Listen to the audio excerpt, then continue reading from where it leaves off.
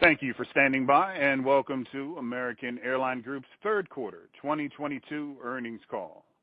Today's call is being recorded. At this time, all participants are in a listen-only mode. After the speaker presentation, there will be a question-and-answer session. To ask a question during the session, you will need to press star 11 on your telephone. And now I'd like to turn the call over to your moderator, Head of Investor Relations, Mr. Scott Long. Please go ahead.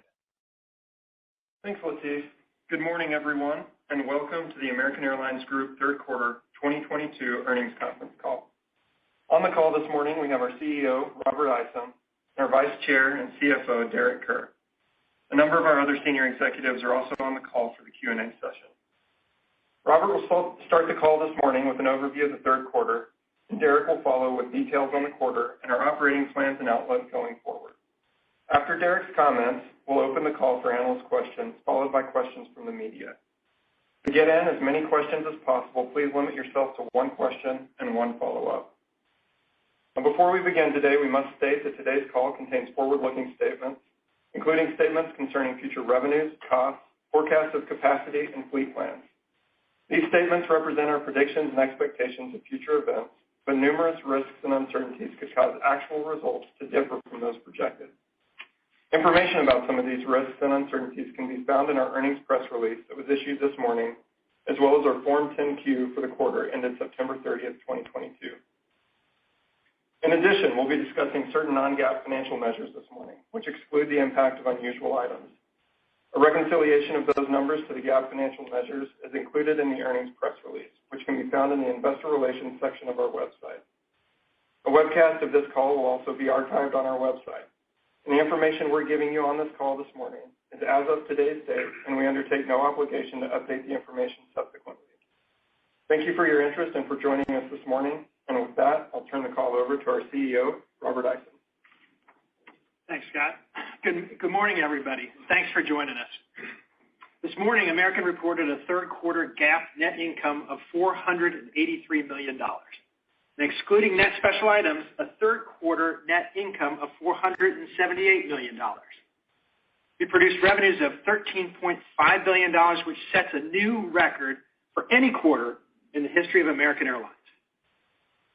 When I took on the CEO role in March, I told you American was going to do two things this year: run a reliable operation and return to profitability. It's taken us a bit longer than we would have liked to get where we want on the operations side, but we're pleased with how the airline is performing today, and we know we're on the right trajectory. As far as profitability, we've now delivered two profitable quarters in a row, and we're forecasting a profitable fourth quarter with continued strength in demand. We could not have made either of those commitments or ensure we delivered on them if it weren't for the hard work of the American Airlines team. They do a phenomenal job every day of taking care of our customers and each other. Their teamwork, resiliency, and determination allow us to continue our focus of running a reliable operation and sustaining profitability. We keep that focus because in our business, reliability is everything. It's the foundation of the service we provide our customers. A predictable, solid operation changes the entire work experience of our team. Reliability also enables our long-term profitability. And achieving sustained profitability is how we will meet our debt reduction targets and continue to invest in our team and deliver the network products and services our customers want. With that in mind, let's talk more about the third quarter specifically. Our record quarterly revenue of $13.5 billion is a 13% increase over 2019. Notably, we achieved this record revenue while flying nearly 10% less capacity than we did in the third quarter of 2019. And we're pleased to have exceeded our initial guidance on both revenue and pre-tax margin in the third quarter, despite constraints still facing American and the rest of the industry. American's third quarter results, including our record revenue performance, are significant considering the macroeconomic uncertainty facing so many people. Demand remains strong, and it's clear that our customers in the U.S. and other parts of the world continue to value air travel and the ability to reconnect post-pandemic. Importantly, many of the demand trends we saw emerge during the pandemic are becoming more consistent and shaping our commercial focus for 2023 and beyond. Leisure and business revenue remain incredibly strong, again surpassing 2019 levels in the third quarter. Demand for small and medium-sized businesses and customers traveling for a combination of business and leisure continue to outpace the recovery of managed corporate travel. As that revenue continues to build, it'll be additive to an already strong base of business demand, led by small and medium business and blended trips. That, as well as the return of long-haul international travel, leaves us very bullish about overall demand, even in an uncertain economic environment.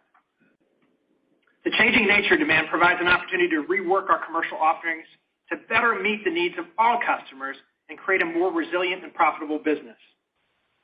We continue to develop the most comprehensive airline network in the world. As we have shared on previous calls, over the past few years, we have made the decision to greatly simplify our fleet and network, focusing on our flying on where we can create outsized customer value and working with our partners to create choices and value in areas where it's cost prohibitive to do so ourselves. This means prioritizing the flying that can best generate a return today, not bringing back flying that was only marginally profitable before the pandemic or that we had hoped would one day generate a return. It also means using our partners to fill in the gaps and deliver a seamless network to our customers. That work continues, particularly with our Northeast Alliance with JetBlue, our West Coast International Alliance with Alaska, and our Atlantic and Pacific joint businesses. To better match our product offering to customers and network, we recently announced enhancements to our long-haul fleet that will give American an unrivaled premium experience among U.S. carriers. Starting in 2024, customers will see new flagship suite seats on our Boeing 777-300ER aircraft, as well as on our new Boeing 787-9 and Airbus A321XLR deliveries. With these new interiors, premium seating on our long-haul aircraft will grow by more than 45% by 2026. We're working to give our customers better choices and more access to the world's largest and best travel rewards program, and that's Advantage.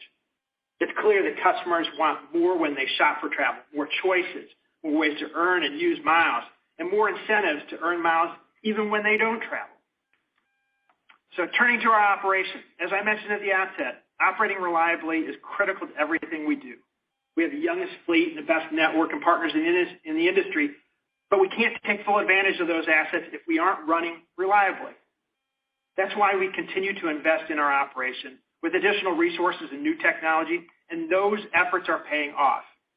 Despite a challenging operating environment, with hurricanes in Florida and the Caribbean and flooding in the Dallas-Fort Worth region, we restored our operating reliability to pre-pandemic levels in the third quarter.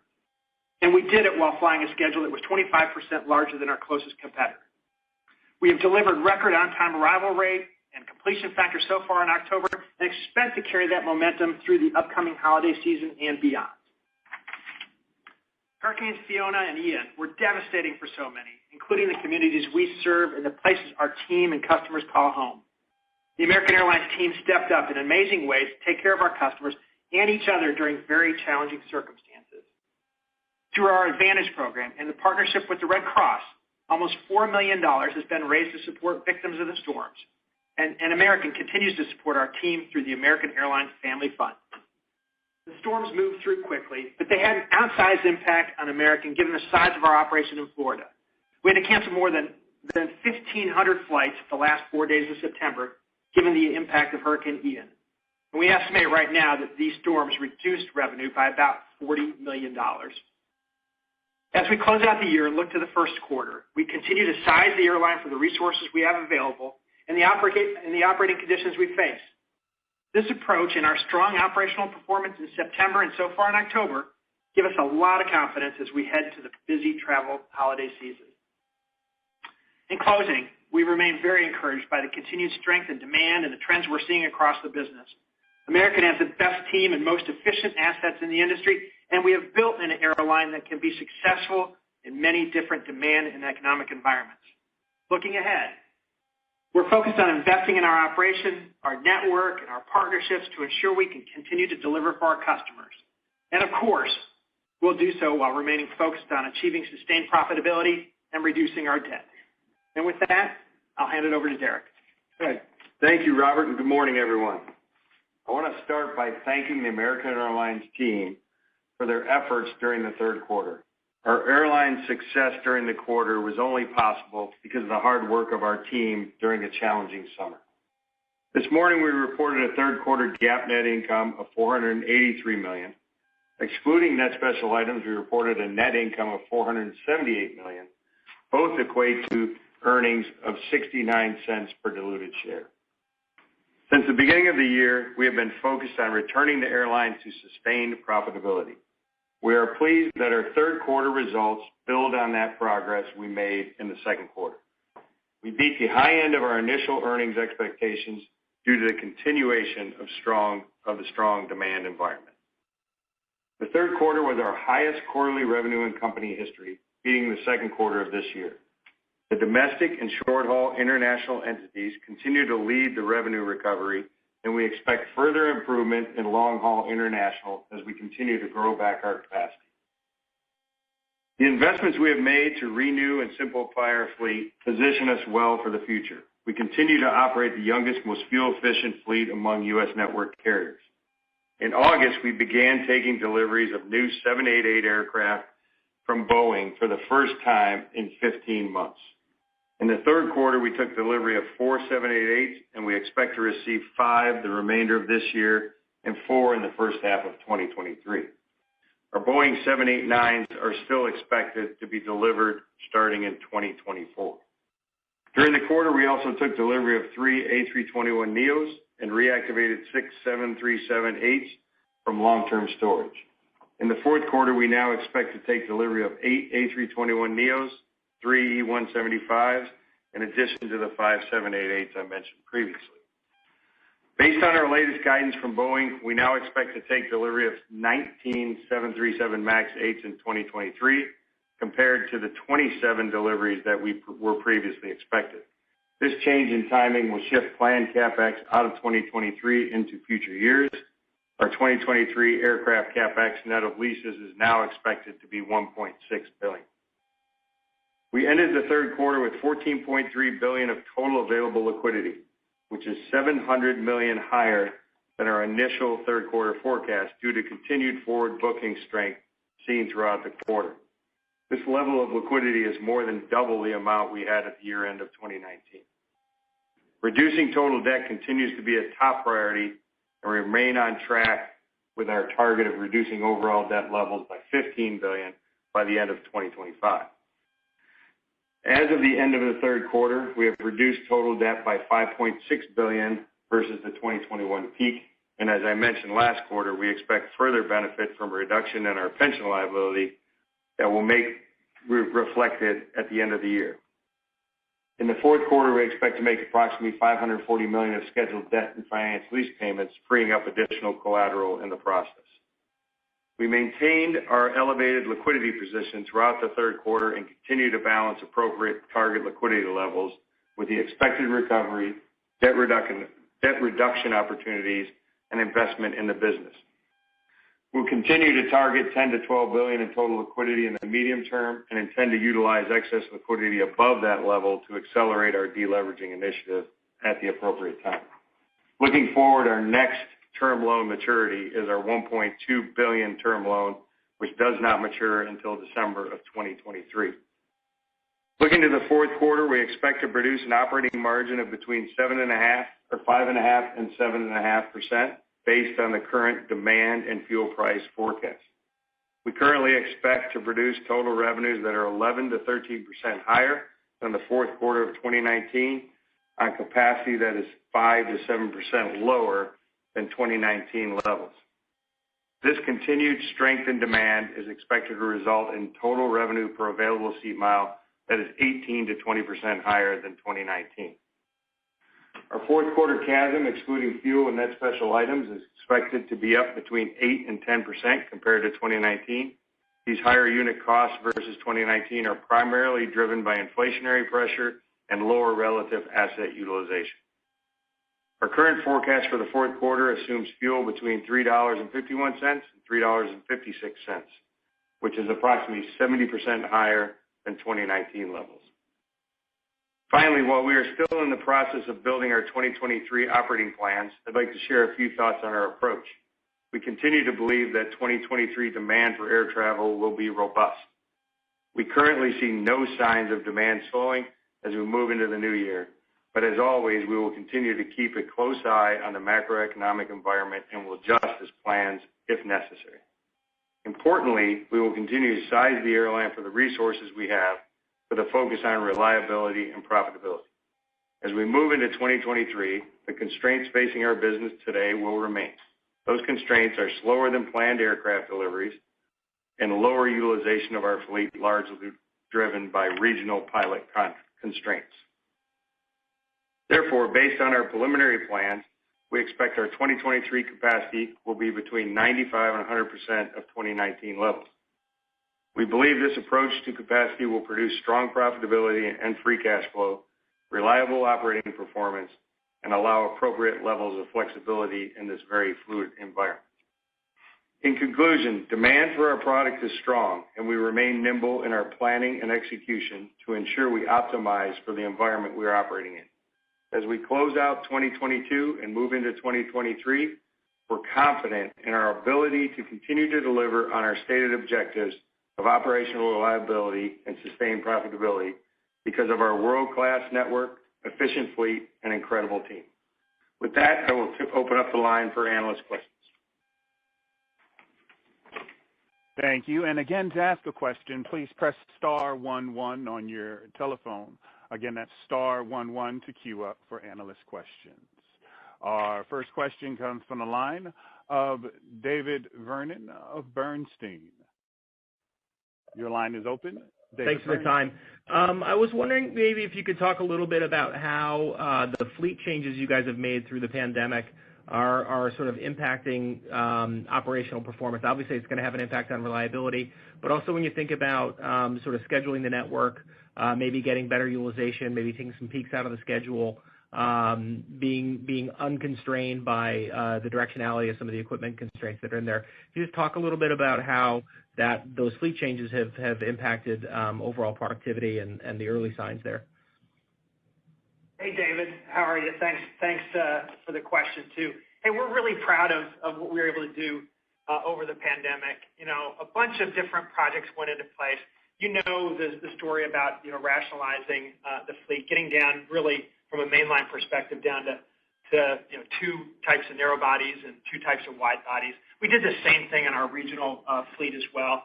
But during the pandemic as well, we accelerated our cabin consistency project, that Oasis project, where we were able to upsize the 737s and then also make sure that our A320 family were consistent in terms of seating as well. All that work is done. So, it's freed up a tremendous amount of resources. But then in terms of operating, think about everything from not having to carry as many part pools in inventory. Think about pilot training and what's required from going from an FO on one equipment type to another, and the simulators that are required for that, the training that's required for that. So look, as we get back to full utilization of our resources, that's going to be something that I think pays dividends. You'll start to see it as we get back, really to full utilization. And I think that that's something that plays well long into the future. We see it already. I know it's producing, better reliability. It's easier for our team. And from a revenue perspective, I'll hand it off to Vasu. I can tell you it's making his job easier. Yeah, I'll pick up right there, David. I think it's a great question. As we went through the pandemic, a major principle in how we've been planning the airline is to build it in a way where it is as nimble and responsive to demand and as resilient in face of crisis. And as you look at that over time, really the wide-body fleet for American Airlines was a strange kind of liability because that's the most volatile part of our business. It's part of our business that our customers have just valued a lot less than our short-haul network. And so for us, as you look out there, we took jets out. And so look at the fourth quarter schedule. We are a 15% smaller long-haul airline. But very importantly, what we've also done, right, is when we have such a big fleet of narrow bodies, we have a lot more flexibility in how we send them. So we've changed our capacity mix pretty materially from pre-pandemic. As we were entering the fourth quarter in 2019, we were about a 70-30 short-haul, long-haul airline. As we enter the fourth quarter now, we're something a lot closer to an 80-20 short-haul, long-haul airline. And that airline that we have is something which is a lot more dynamic. There's fewer fleet types. Like Robert said, if demand changes, we're much more able to adjust. And quite frankly, the short-haul business is and has been for the last 20 years a much more durable part of things. And frankly, you see it right now. Right now, long-haul is doing well. At some point in time, it'll come down, but short-haul remains pretty consistently strong across the business cycle. And as you think about that plan to get back to 95 to 100% next year, is that going to get you the full benefit of utilizing the new fleet, or are we still going to be carrying some additional sort of productivity headwinds from training or resourcing or just underutilization from an hours per aircraft per day kind of thing? Dan, I'll start. Derek can chime in here too. It's a good question, but we look at it as upside for the airline. We know that we can fly more out of the assets that we have. There are constraints out there, notably pilot constraints both for the regional side and then just the massive amount of training that we have to do on the mainline side. So those constraints are going to be out there. Over time, they'll break free, but we're confident that we can actually get more utilization out of the current fleet to actually get us beyond flying at 100% of 2019 levels. And that's where I think the cost story at the airline gets really interesting. But it's going to take a little bit of time to get to that point. All right. Thanks a lot for the time, guys. Thank you. Our next question comes from the line of Savi Syth of Raymond James. Your line is open, Savi Syth. Hey, good morning, everyone. Could you please talk about a little bit more on the hiring and kind of training side on the main line, where you are on that and kind of expectations as you head into 2023? Sure, Savi. I appreciate the question. Look, we're hiring more pilots this year than we ever have, in our history in a given year. So we're looking at hiring almost 2,000 pilots. We're on track to actually, accomplish that from a mainline perspective. So I feel really great about that. But let's face it, training that many pilots is something we've never done before. Coming out of the pandemic, we've had to make sure that resources are all in the right spot, whether that's additional, simulators and resources like that, or even, things like instructors. So that's all working its way through, and we feel very confident that over time, that our pilot pipeline for the mainline is very strong, and our training resources are absolutely going to match the need that we have going forward. The regional side of the business is a little bit different. We didn't hire, and let's face it, we didn't hire, for 2 years, during the pandemic at all. And then not only that, people didn't come into the business. And so we've got to work our way through that. And you got a supply issue that I think is coming back online. I feel really confident about it. We're facilitating that through things like, our cadet program and creating, financing vehicles, for people that want to get into the business. That's all going well. But then the other issue is once you run, short, you actually have issues of getting pilots from the right seat to the left seat. And there are hours requirements that you have to fulfill. We're working our way through that. That's going to take a little bit longer, in my opinion. That's maybe 2-3 years to work out versus the mainline side, which I think is something from a training perspective. We really get fully caught up over the course of the next year. That's helpful. And if I might, just following up on that, so I appreciate the kind of the thoughts on where capacity could be next year. Any way you could help us think about the cost side of things and how much of the headwinds that you're seeing today we might see kind of go away as you kind of get through next year? Well, Savi, we're still going through our planning process. So, we gave the guide for the ASMs, but we're not ready to guide costs yet. We will in the January call. We're working through our budget. We're in that today. So, that the CASM will depend on what we fly, but we'll go through that on the January call. Understood. Thank you. Thank you. Our next question comes from the line of Jamie Baker of J.P. Morgan. Jamie Baker, your line is open. Morning, everybody. Two quick questions for Derek and then a follow-up for Vasu. Derek, why the pivot from pre-tax to operating margin guidance? And second, what's the increase in interest expense year on year at the current forward curve for your floating rate debt? Okay, just no reason for the pivot. I mean, we're just being consistent with the rest of the airlines from an operating perspective. That's what we're focusing on. And then on the interest rate, I mean, our cost of debt has gone probably from about 4% to 5%, and our fixed floating is 70-30. You know, so as we look into next year, you know, our interest expense is, you know, this quarter was around $494 million. You know, so does that go up in the fourth quarter to about 530? So it's probably about, you know, $40 million from the third to fourth quarter on an interest expense basis. But that's totally offset right now with the cash levels we have on interest income. So it was offset in the third quarter interest income. Depends on where cash is in the fourth quarter. And you can see that our guide for non-op is pretty even quarter over quarter.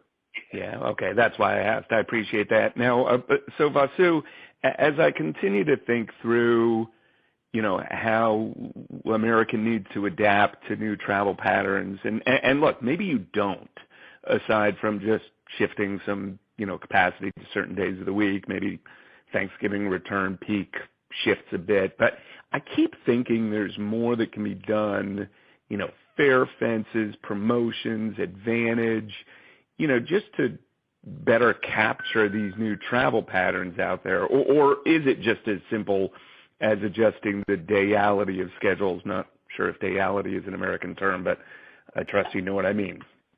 Yeah. I think you just made a term, Jamie, but that's fine. Keep going. Well, we used it at Air Mike, but that was a long time ago. Just really wondering if there's more than just pure scheduling nuances to best monetizing all these new travel patterns that are emerging, certainly much to my personal post-COVID surprise. Yeah, hey, that's a great question, Jamie. And maybe let me start with just some context setting for just how indeed the world has changed. You know, first of all, we are, in general, really encouraged by what is happening with aggregate demand. As we say, the demand for travel and for air travel in particular has never been higher and remains strong in kind of all future periods. But the shape of that, the composition has changed a lot.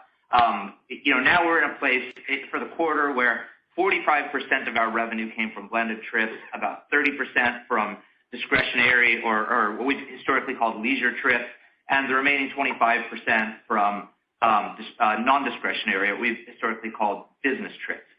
Importantly, within business, about 17 to 20 points of that is coming actually from non-contracted, unmanaged businesses. The remaining kind of 5 to 8 points are from contracted corporations. That's meaningfully smaller. Call it 4 to 5 points smaller than historic. And that is the thing that is actually really encouraging to us for a couple of reasons. That big category of blended demand, which is growing, first and foremost, that and unmanaged businesses coming in at yield values where their gross yields are similar to the corporate contracted transactions that are not there. But very importantly, their net yields, none of their cost of sale is actually very often higher than what we've spilled off. But two, and kind of more directly related to your question, what we find is that indeed this blended demand uses our airline network in a very economical way. Almost half of that demand is using O&D markets in our system where American's network is uniquely advantaged. But additionally, we've seen across our system, not just for blended demand, 2 points of traffic shift from what we'll call the peak business periods in the day. That's pre-0800 and post-1600 and into the body of the day, the 800 to 1600 window. So if you think about that, historically, we've done a lot to kind of peak our schedules for the ends of the day, but now we're seeing a lot of really high-yielding demand in the places where it's most economical to frankly go and run the airline. And that takes me to the third point, which is where you're starting to go. But as we start to abstract, and we've done a lot of this, when you don't look at the transaction and look at the customer behind it, what we're finding is that a customer who has a blended trip in their profile is twice as likely to go and enroll in the Advantage program. They are 3 times more likely to sign up for one of our co-branded credit cards if they don't already have it. Those who have a credit card spend 40% more than a typical business customer. And these customers are overwhelmingly going to AA.com because it's frankly the only place where you can go and price and shop for a blended trip. So that is very much influencing how we're thinking in a couple of meaningful ways, as you say. That first and foremost, the value that we can deliver to these customers through our loyalty program and our, as we call them, our currency partnerships with people such as Citi are of paramount importance to our customers and therefore to us. And then there's a lot about the selling and distribution model that the airlines have operated on, certainly that we've operated under, that warrant some change so that we can go and serve this customer demand. That's super helpful. My wrist is aching. I still write things down as opposed to typing them, and I hadn't thought about the loyalty angle, so thank you very much for that. Appreciate it. Sure thing. Thank you. Our next question comes from the line of Duane Pfennigwerth of Evercore ISI. Duane Pfennigwerth, your line is open. Thank you, and my compliments on that pronunciation. Better than many earnings calls. On the 95 to 100 for next year, I wanted to ask you how that might compare to a theoretical upper limit. How much of this is conservatism, just given fuel and kind of macro uncertainty, versus just your modeling of the staffing constraints? So, if you really wanted to step on the gas, if the environment warranted, how much higher could you push than that 100%? Hey, Duane, thanks for the question. Look, for us right now, we're going to size the airline for the resources that we have and the demand environment that we face. There's a lot of variability in just about everything that we deal with right now. But the thing that I think that Vasu will tell you, and Derek and our finance team will tell you, the best thing we can do is make sure that we have a predictable, stable airline, something that we can point to in the future. That's what we're trying to do, given all the constraints that we face right now. So from the perspective of, what is the limiting factor, we probably try to fly a little bit more. But you know what? We've got, pilot constraints that are going to take a while to work their way through. Notably, we talked about, what's happening on the regional side of things.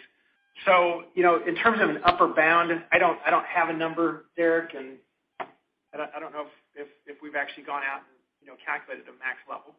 No, I think, Duane, as we talked about on the last call, we do have some, unsupportable aircraft at this point in time.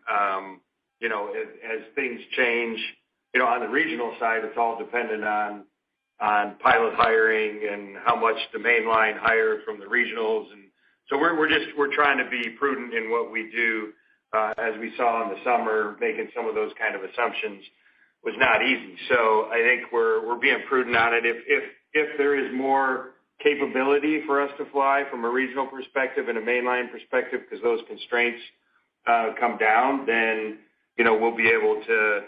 We could fly more with the fleet that we have. Put it that way. So is that a couple percent? Probably.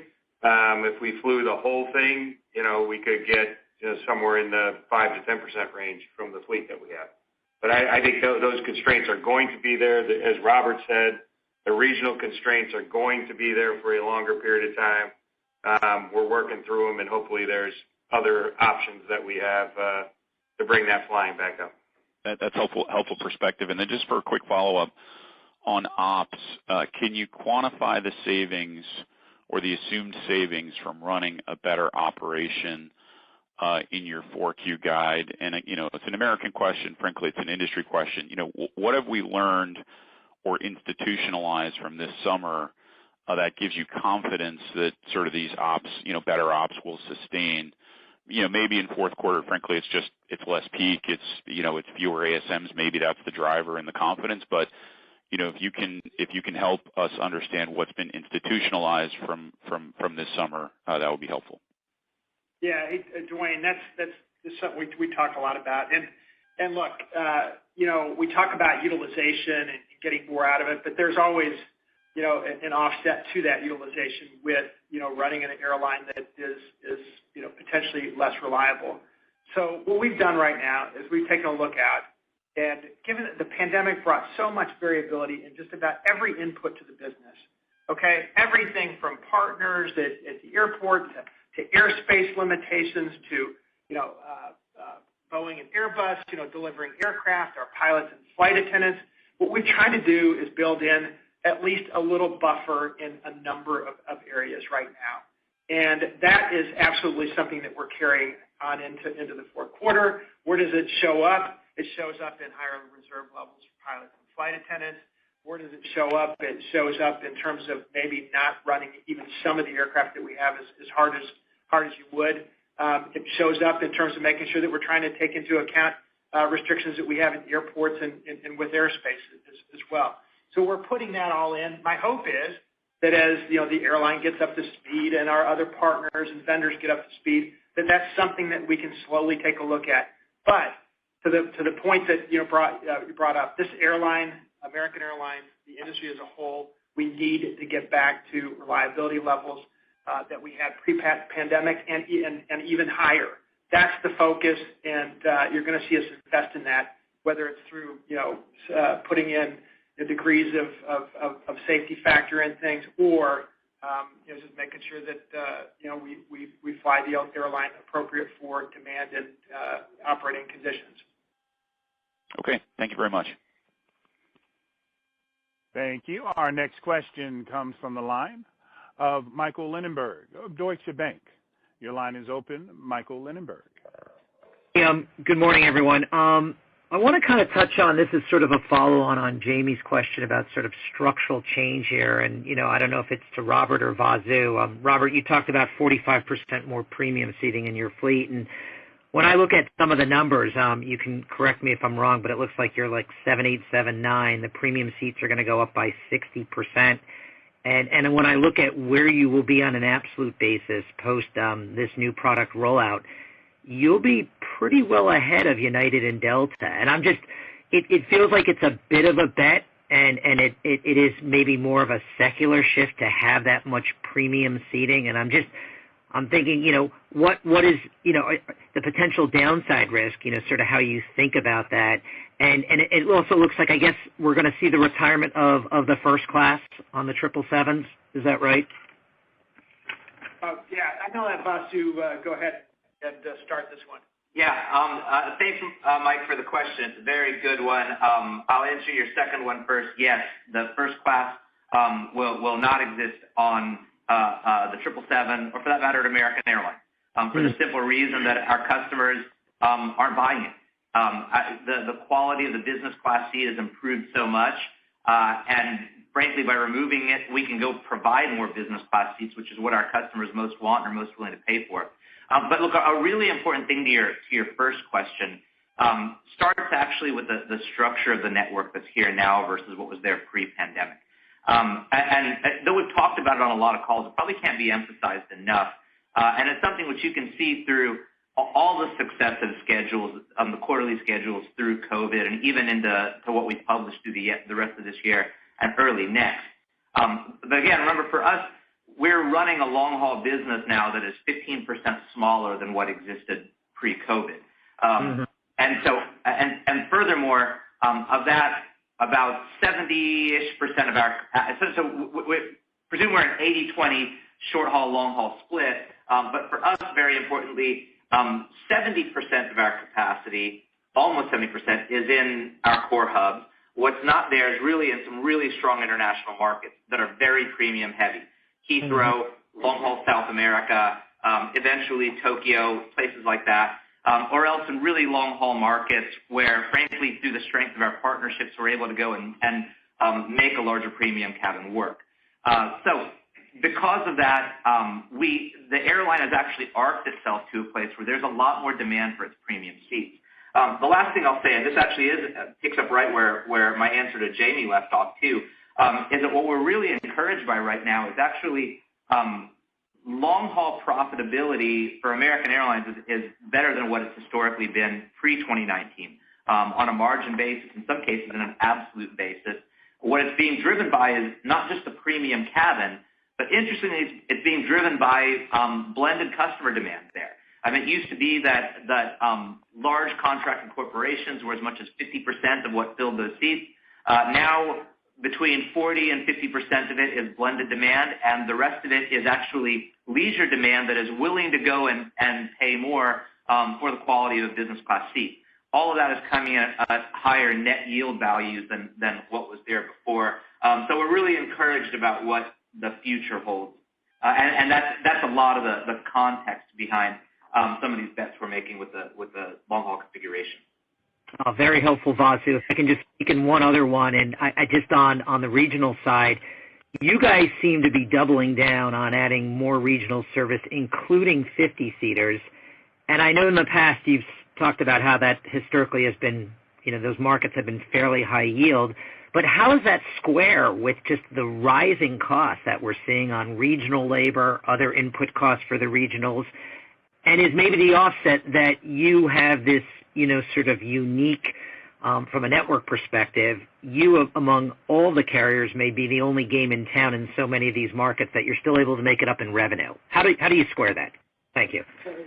Vasu, let me start, and then you jump in. Well, first off, look, just in terms of the 50-seaters that we have, we've reduced the number of 50-seaters that we've had in the fleet, over time. I don't have the exact number at hand, but what we have is a network that's ideally suited for servicing a number of regional markets. And you know what? 50-seaters are going to have a place in our system. But right now, the big focus is getting the aircraft that we have back up in the air. There's not a doubling count. It's hey, this made sense before. It makes a lot of sense now, especially given what we're seeing with the rest of the marketplace. Vasu, go ahead. Yeah, that's right. I'll just add a couple of doses of facts to that too. That what we, especially what I was really encouraged by, is when we crossed over from the summer into September, which is historically a weaker demand time for the airlines.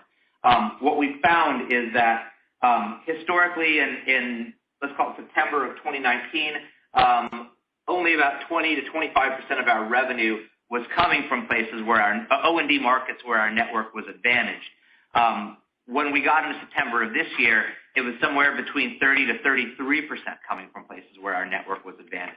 And indeed, we see this over and over again, that we make 30% more O&Ds than our competitors, 30% more O&Ds in markets where we consider them to be advantaged, and by that I mean either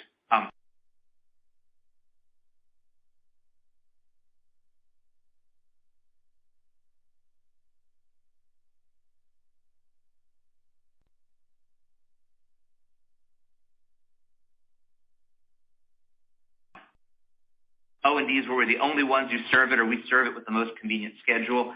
And so for us, we see that very much. I mean, the way our network is just structurally built, we are the very best at serving all of the small cities of the Western Hemisphere and connecting customers there to the global marketplace.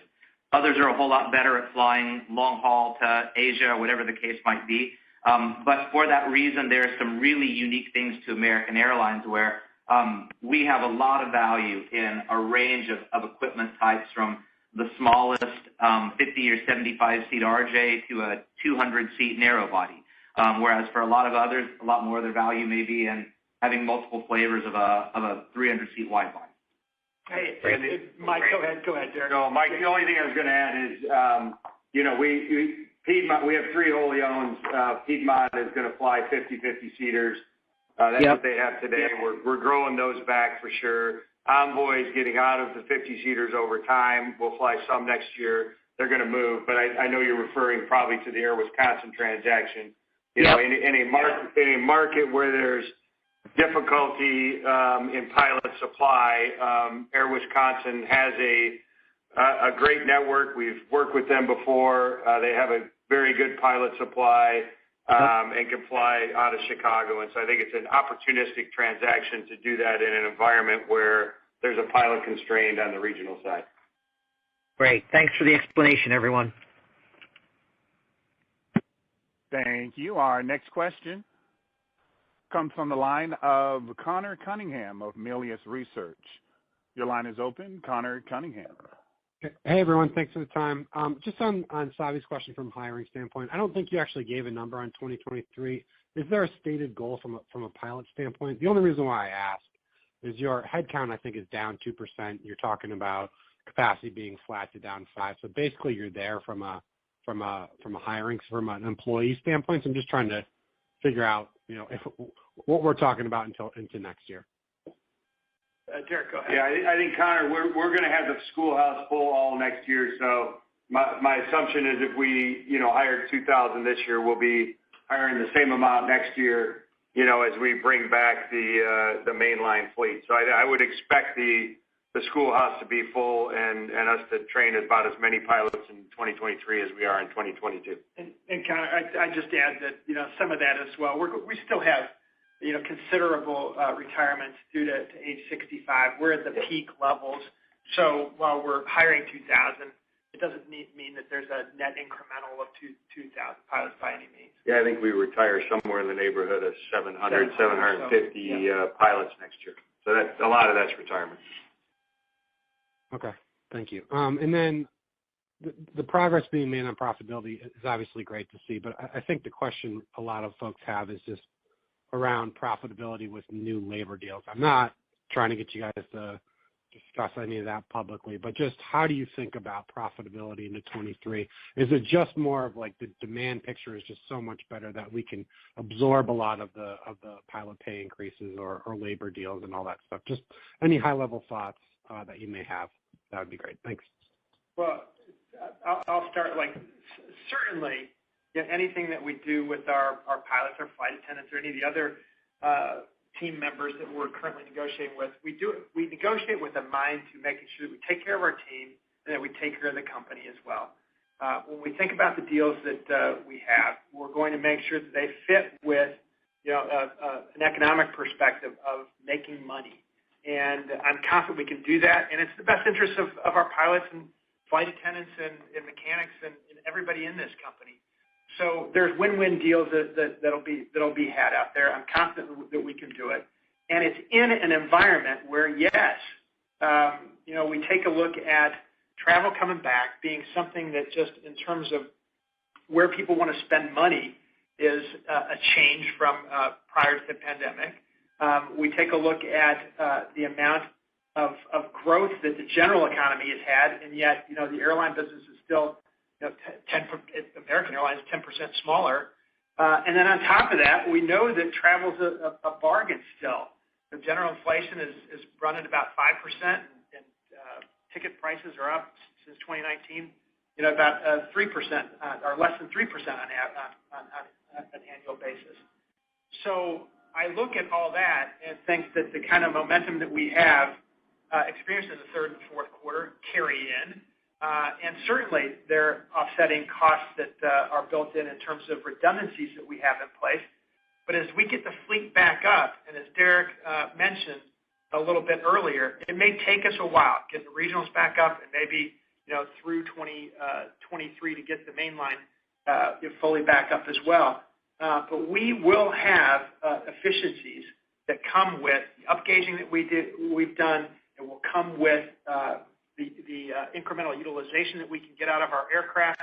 And, quite frankly, some of the things that Vasu has talked about in terms of network, in terms of marketing, and then also in terms of engaging our customers in a way that they, will pay us for things like, credit cards. The relationship is deepening. So on all those fronts, I feel really confident that we can put together an airline that can cover any increased labor expenses and still make, margins that we think are appropriate and, positive for the airline. Appreciate it. Thank you. Our next question comes from the line of Helane Becker of Cowen. Your line is open, Helane Becker. Hey, Helane.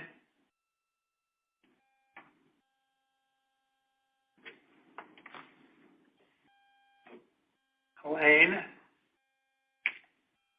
Helane, your line should be open now. Please go ahead. Thank you. Can you hear me now? We got you. Yes. We can hear Okay, you now. good. Not sure exactly what happened there because I was not on mute. So one question for clarification. What's the paid load factor in business versus upgrades in business class? Hey, Helane, this is Vasu. Look, off the top of my head, I don't know it well enough to go and tell you, but I will say this, that our payloads in business are growing as a percentage of what they've been historically, but it changed a lot between July and September as things shifted over. But a major part for that is simply changes that we've made with our upgrade program. That we used to have a lot of different, what I'll call cottage upgrade concepts that could be had through different certificates, through our loyalty program, through things like that. We've been trying to go and simplify that for our customers, digitize a whole lot more of it, and frankly, offer more fair products to customers. So we're now getting to a place where it probably in our lowest of times, as little as 60% could have been paid. Now we're at a place where indeed, like in the domestic system, something closer to 80 or so. Okay, that's very helpful. Thank you. And then if I could follow up, a question on the aircraft deliveries and the schedule. So Derek, you talked about the under on the number of aircraft you actually have on for delivery scheduled for next year. So how are you scheduling the airline? Are you assuming, I suppose, a lower level of deliveries, or are you, could you just walk me through how you plan the network not knowing how many aircraft you're actually going to have available to fly? Yeah, I think as we look into 2023, we didn't have a lot of deliveries anyway. We probably had 32 deliveries. What we've done is we know the 4 787s are coming in. We know what those dates are, so we can plan that. The Neo's coming, the one Neo coming in, we know that. The Maxes, we've worked with Boeing to put our level of ops together. We were supposed to get 27 aircraft. We've now taken that down to 19, and we have the delivery schedule that we believe that Boeing will meet. They need to meet those dates for us to hit the level of ops, but that's the way we're planning it. The good news for us is that we don't have a lot of deliveries next year. Our CapEx is way down. We know what our fleet is. The uncertainty for us from a level of operations perspective is probably more on the regional side. And what we're doing is being conservative on the regional side to plan, 3 months out. We'll put a level of ops together for the full year of where we think we are, and if the constraints fall off and we have more ability to fly, we'll add those back into the schedule as we move throughout the year. But we'll plan at the level that we gave you, which is the 95 to 100. That assumes the push in the Maxes to only 19 aircraft and that they come in a little bit later. And we'll plan the schedule that way. We do have capabilities of, putting the schedule out, and we can change it every 3 months and things like that. So you may see an adjustment to our plans as we go forward. But we're sticking the stake in the ground with this level, with this aircraft. A lot easier to do this year than it has in the past, not knowing when the 787s are coming. But still, just the murkiest part for us is really the regional side and making sure that we can do the regionals at the levels we have them today. And I'll just add to something that Derek said there. We're really consistent with our principle of just making the airline as nimble and resilient as possible. One of the things that and huge credit to Brian Znotins and Ann Maroney and many people in our network and operations team, but we figured out ways where effectively, instead of building to a fictitious delivery plan, we can build to what we know and add, as we call them, lines of flying in on top of it, whether that is for regional jets or for main lines. And indeed, as you go out and look at schedules at a time when so many airlines cut capacity close in, probably at least the only one that I've seen in published schedules being able to add capacity back is American Airlines. And so we're finding more ways to do it. Doing that puts us in a much better place to go manage the airline operationally and financially. Makes it a little bit harder to go and manage things like the peak days after Thanksgiving, but it's a much more practical way to go manage through some of these infrastructure uncertainties that we've got. That's hugely helpful. Thank you very much. Thanks, Elaine. Thank you. Our next question comes from the line of Stephen Trent of Citi. Your line is open, Stephen Trent. Good morning, everybody, and thanks very much for squeezing me in. Most of my questions have been answered. I just had one quick question about fleet. I know you guys have gone through all of that operational dislocation with the MAX grounded in 2019.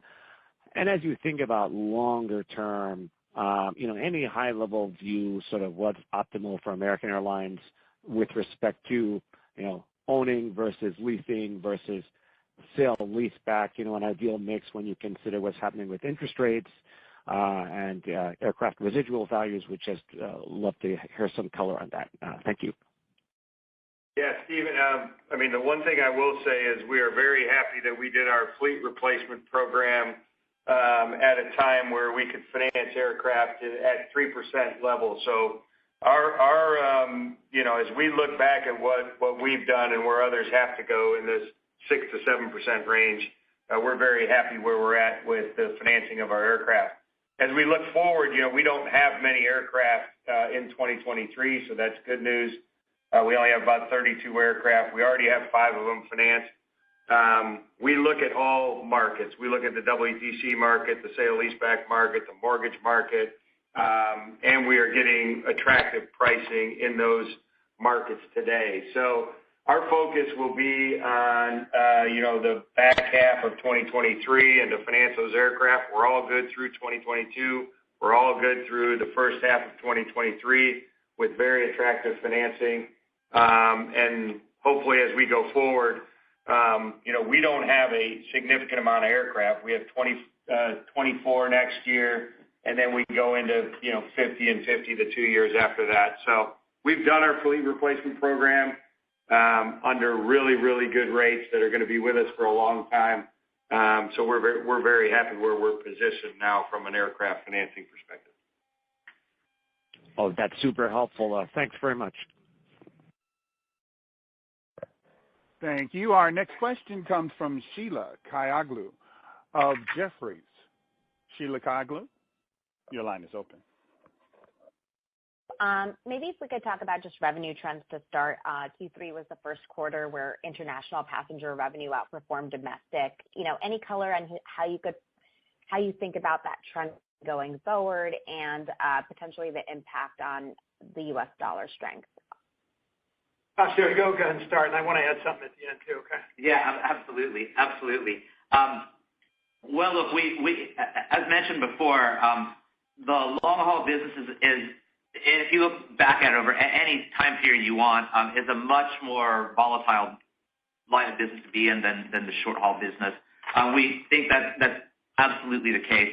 That said, we're really encouraged where things are right now. There is clearly demand that's out there for the long-haul product. That too is taking shape in a very different way than what was there before the pandemic, but coming in at levels that are far greater than what was there before the pandemic. What's less known is that we're still in a place where so many markets are still opening up. As a practical matter, Japan really only opened up last week. So there's still major parts of the international system that are coming back yet. There's still any number of inefficiencies there, which I know Robert can talk to a lot more, that are going to yet be a bit of a drag. But over the long run, we're really excited for it. So much so that even though I've said that the airline is going to be an 80-20 short-haul, long-haul carrier, nonetheless, we're taking 787s. We still have an order for XLRs and things like that out there because we do think that the long-haul business will come back in a way which can be really beneficial, certainly to us and our customers. Yeah, hey, Vasu, but there's things that we're doing as a country that are actually hindering the recovery of demand internationally. It could be stronger, a lot stronger, and I want to make sure that people are aware that right now, in the past, in 2019, 43% of international visitation into the U.S. that came from countries where you had to have a visa to come into the United States. And, back then, 2019, for people that wanted to come in for a first-time visa, to attend a big event, meeting or a convention, you maybe had to go and spend a few weeks to get a visa so you could actually buy a ticket with some reasonable assurance that you'd actually be able to travel. Well, now that process of getting a visa can be over a year, well over a year, in really important big travel markets like countries like Brazil and Mexico and India. And when I talk about that 43% of inbound travel of international visitation, it's not like we're limiting ourselves just on airfares and ticket prices and airline revenue. Those people spent $120 billion when they came into the United States. So the country as a whole is harmed. Here's what we're trying to do about it, because we need to get on this. International recovery would be so much stronger if we got this out of the way. We're working with the State Department. We've got to make sure that we respond to this situation and do so quickly. And it really comes into making sure that B1 and B2 applicants who want to come to the United States, participate in meetings, that they're eligible to do so instead of taking their travel someplace else, which is what they're doing right now. So anyway, I just wanted to make that point, Vasu, that international travel could be stronger. No, that's great color, guys. And maybe just one follow-up for Vasu on his comments earlier on the loyalty program and credit card spend. How are you thinking about the loyalty program? Has there been a change in, how Americans viewing it and its importance to the operation relative to 2019? Short answer, yes, absolutely. And we've seen it in any number of ways that, look, so much of the marketplace has changed. Maybe the simplest way to think of it is this: those customers who are blending travel value travel, whereas for a lot of our customers prior to the pandemic, they might have traveled because their employer made them, or they had to go and do it. So we're seeing people travel with a lot more intentionality. And when that happens, those same customers are much more willing to go and earn miles so that they can go and take their family on vacation, for example. So that's where we see Advantage enrollments are growing at record levels everywhere. As our partnerships expand, we're seeing growth in places like the West Coast and the Northeast at levels that we'd never seen before. But importantly, people are doing things like spending on their credit card. We did something where we counted credit card spending towards status, and that's been something really, really well received by our customers too. And the last thing I'll say to this is we just see a lot of upside here. As you compare our prints out there, in the sort of traditional network business, we're in a place where domestically and in Latin America, we can be 10 to 20% larger than our competitors and produce unit revenues that are 5 to 10% larger than what they are. And that's a really good place to be in. But even still, compared to one of our largest network competitors, they run 90% the airline that we do, but they produce $1 billion more through their co-branded credit card program. So we're really focused on that because we think it's a huge value driver for our customers, a very obvious one for us. We're really encouraged by the progress we've made with our partner in Citi. But as we look forward, we see that as a really key place where we need to have a strategic partnership in order to really create the value that's there. Great, thank you.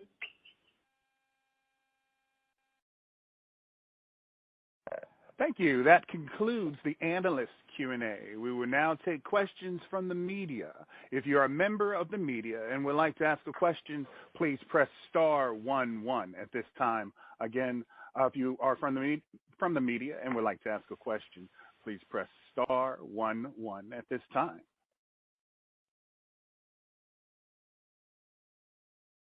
Thank you for standing by. Our first question from the media comes from Allison Sider of Wall Street Journal.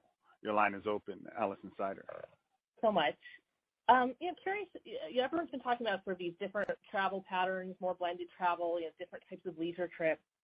And I'm just curious, do those trends, do they kind of fully offset the loss of managed corporate travel that you're still seeing? Like if there was sort of a stall in the corporate recovery, would these kind of new leisure type or blended type bookings make up for it?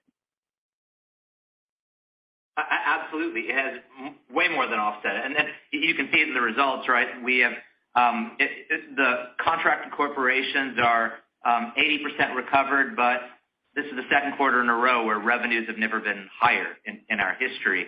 And indeed, that's on the strength of this blended demand that's there, and an unmanaged business-related demand, all of which is coming in at higher yield values, all of which tends to attach itself to really high-margin ancillary products like premium cabin seats, the credit card, loyalty programs, things like that. So we're very much seeing a shift that's there, and one that's really encouraging. All the more encouraging because as we look forward, really the airline revenues haven't totally recovered to their historical level. Historically, they'd be about 1% of GDP. We're still not all the way there. And so we think there's yet a lot of headroom that's there. We are really encouraged, and absolutely, Ali, we are very much seeing that though managed corporate hasn't come back yet, it's more than being offset. And the last thing I'll say to it is, though managed corporate hasn't come back, the really critical word in that sentence is the word yet. As more countries open up, as the visa inefficiencies that Robert talked about get rectified, that can really unlock yet a lot of demand that's out there, which is kind of more to the upside for the travel business. Got it. Thanks. And I guess, just what you mentioned the GDP relationship, so maybe that's part of the answer, but, what gives you the confidence that these are real permanent shifts and not just, spill over for the summer and, eventually just the inflationary pressures will get to be too much and people will just, travel spending will, fall by the wayside just like other spending categories are seeing? Yeah, Ali, look, it's a great question, and there's probably maybe three parts to the answer. First, it's not a thing that we've just observed recently. We've been seeing this and talking about this probably for a couple of quarters now, and it is a real and a meaningful shift. Two, it's not that we see the data in aggregate. We get the luxury of seeing it in particular. So, for example, in 2021 and 2022, those customers on a blended trip who enrolled in our Advantage program in 2022 are producing a revenue premium. Their revenues to us are about 10% higher than customers who traveled in 21 and 22 but didn't enroll in the program. We see meaningful shifts. When people actually go and spend on the credit card, they are more likely to go and fly on the airline and vice versa. So there's a lot of things out there which are quite striking in the data that we see and are very consistent. Then the last thing that I'll mention is, even though demand for other consumer products is changing, just never forget that for us, in real dollars, the price of airfares are less now than what they were in 2019. So you can still go out there and know it's not like the depths of the pandemic where there were $29 one-way fares, but now there are $49 one-way fares. So air travel has never been the bargain that it is today, and that's going to be a thing that lasts for quite a while going forward, frankly, to the good of our customers and our business. Thanks so much. Thank you. Our next question comes from Leslie Josephs of CNBC. Your line is open, Leslie Josephs.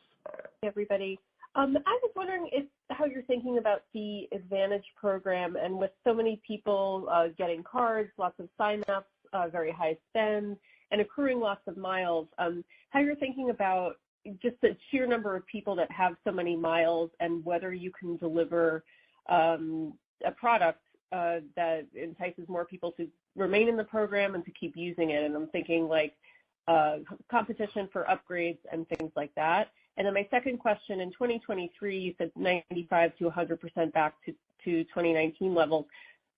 If you do have the aircraft, do you want to fly more, or is there a concern that would drive down fares and revenue? Thanks.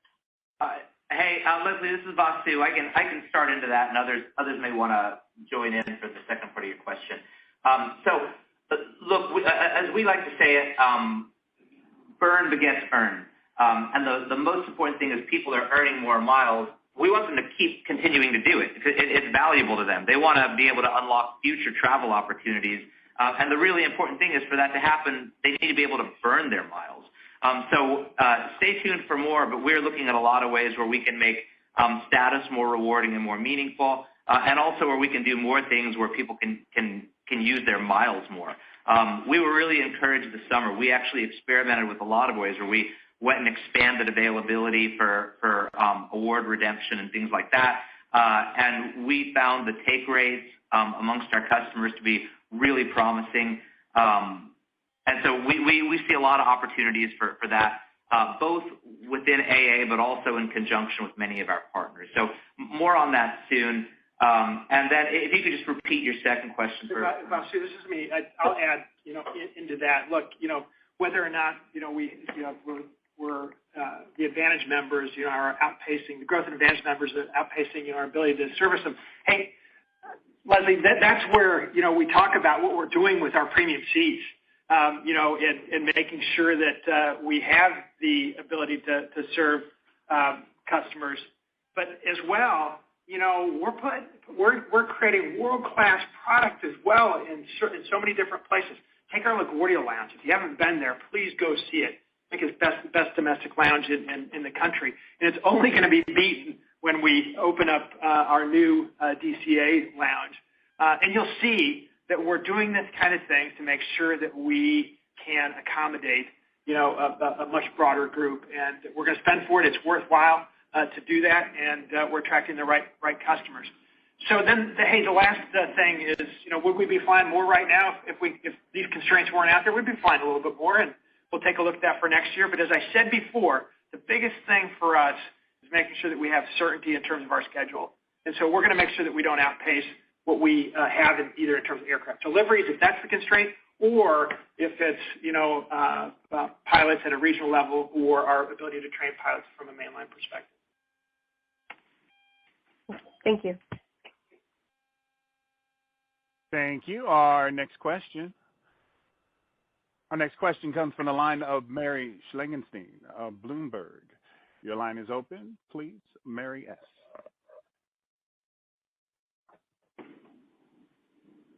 Please stand by. Mary S., your line is open. Yeah, I'm not muted. Can you hear me? We got you, Mary. Yeah. Excellent. Great. Thank you. Vasu, for a long time, the thinking in the industry was that the domestic market was mature, and so the best opportunities for growth were outside of the U.S., and that seems to be the exact opposite of what you're doing now. And I wanted to see if you could comment on whether there was some sort of change, whether that belief across the industry was just, an error or a misreading of the industry.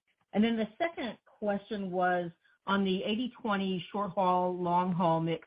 Is that 20 a base for you in terms of long haul, or could we see that potentially fall further going forward? Hey, thanks, Mary. To the second of your questions, it's pretty unlikely that it falls further going forward. How we build it back over time kind of remains to be seen. That's a big part of our 2023 and beyond planning. But it would be pretty surprising at this point if it got anything materially lower than that. And indeed, through so many of these partnerships, it's probably more ways to grow it than any desire to shrink it. Then to the first of your questions, what I'd say is that North America as an originating market is a very mature market, but it's also the highest area of airline demand, the highest yielding marketplace that's anywhere in the world. And what we find is indeed so much of what's happened, especially post-pandemic across the U.S., is there's a significant amount of demand growth and economic growth outside of the historically large, big coastal cities that are there. Places like Phoenix, Arizona, Austin, Texas, Oklahoma City, places like that are growing at a pretty meaningful level. And with that, there's just a lot of people who want to be able to come in and travel. And what we do great is we connect them into the global marketplace, whether that is New York or Heathrow or whatever the case might be. And maybe to put a bit of an example on that, like, take a market like New York City. New York City is a place where there's, more flights a day to Paris than there are to Little Rock, Arkansas. Well, American Airlines added the first flight from Little Rock to New York. And it was made possible through our partnership with JetBlue and the NEA. But by having that, we've created opportunities for customers that they wouldn't have had before. So we see yet a lot of opportunities to do that. And indeed, the results kind of speak for it. The more of that we do, the more encouraged we are that our customers value it and are willing to pay for it. Thank you. Thank you. Our next question comes from the line of Kyle Arnold of Dallas News. Your line is open, Kyle Arnold. Good morning, everyone. Can you guys talk a little bit about how the blended travel trend is going to play into the holidays, whether you're seeing more people shift into earlier in the week outside of that, maybe pre-Thanksgiving day? And is there a different kind of cadence to that in the summer versus the winter, where maybe the winter where those peak days are a little tighter? Hey, Kyle, this is Vasu, and yes, we do see a little bit of that day of week shift. Not only do we see just in general a time of day shift where people are coming out of what we'll call the peak business travel time channels and into the body of the airline day. We're seeing more growth happening on things like Wednesday evenings or Thursday mornings, places where while there was demand, it was traditionally not as great as what it would be on a Thursday evening at 6 o'clock. And so with that in mind, yeah, we are indeed anticipating that it's not just that the Thanksgiving weekend, for example, will be peaked, but even the days around it will have a level of demand. In fact, if you go look at our Thanksgiving schedule right now, there's less peak to trough variability there than certainly I've seen in the schedule for a number of years. So, hey, Kyle, I'll add, Basu's organization has our revenue management team in it. They every now and then they take me through the worm charts that show us how, we're booking at various points in the year. And I'll tell you this, what I saw, earlier this week is compared to 2019 and prior years, look, the holidays are booking, really well. And so I think that bodes well. But what I think, Vasu, you also probably, note is that getting a seat is, something that's going to be hard. So it's going to place there's going to be a move in terms of where people can fly just based on availability. Absolutely right. Which is a good thing. And Scott, is that on the last question? Yeah. Is that right? So, hey, I'll just close with this, which is, if you can't tell, we're pleased with our results. It's been, a heck of a few years in the pandemic, and it's great to be at a point where not only are we reporting profits, on a quarterly basis, but looking at, into the future as well. Demand remains strong. We're very optimistic. And American is really in a position of strength, taking full advantage of the recovery. It's because of the things that we've done with our network, with our partnerships, with our fleet, getting the airline really situated to fly what we can do best. We are focused on reliability. And that is something that everybody in the company has top of mind.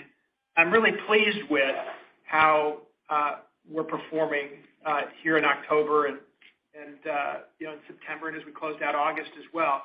And my confidence is bolstered by a number of things. Just first, I look at the metrics that we run every day. So things like aircraft out of service at the start of the morning. We're running record all-time lows. I got to give a shout out to our technical operations team for having our aircraft in better shape than they've ever been in. But as well as things like reserve levels for our pilots and flight attendants, and just making sure things are ready to go. I feel really confident. The way that we recovered post the horrific hurricanes and the flooding that was here in DFW back in August, it gives me great confidence that even when you throw enormous disruption, that we can get back on our feet really quickly. That reliability translates into profitability. And yeah, we've said it over and over again.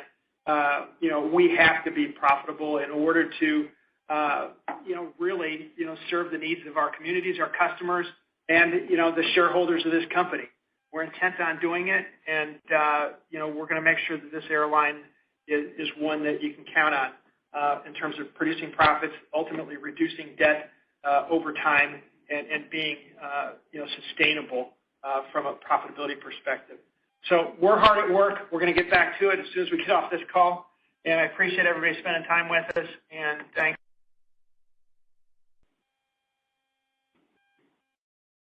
This concludes today's conference call. Thank you for participating. You may now disconnect.